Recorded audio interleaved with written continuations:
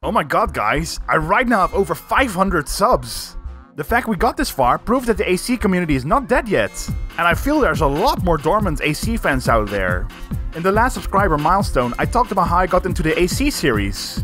You can check that video out right here if you want to see it. Well, something I was thinking of talking about this time is why Last Raven is so special to me. I've been wanting to talk about this for a while, so now's a good time for it.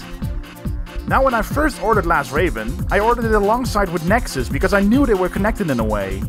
By the time Last Raven arrived, Nexus has not arrived yet. So out of morbid curiosity, I checked the game out with Delta, who was here at the time. We first checked out the intro cinematic and I loved it. I remember this part in particular really impressing Delta. So we booted up the game to look around at least. We were hanging out in the menus and checked out the story, the Raven list, and the new UI coming from Ninebreaker, which we played before that. Since we never played for real that day, I wasn't aware on how hard that game was, though I did hear some stories. Fast forward to me beating Nexus and I try out Last Raven. With this game I had a connection. The story of Nexus was interesting and Last Raven continued from there. And then it happened. I played the game 100% for the story.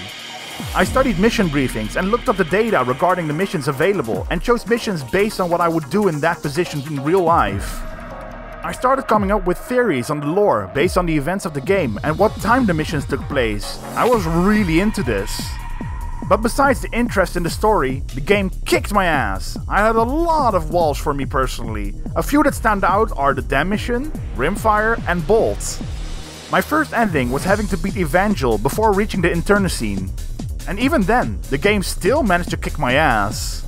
But I was super devoted to Last Raven. The interest for it was there. The story was cool, the characters were awesome, and I had all the reasons for wanting more out of this.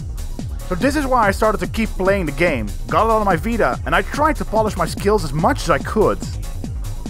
And that is where it leaves me off here now.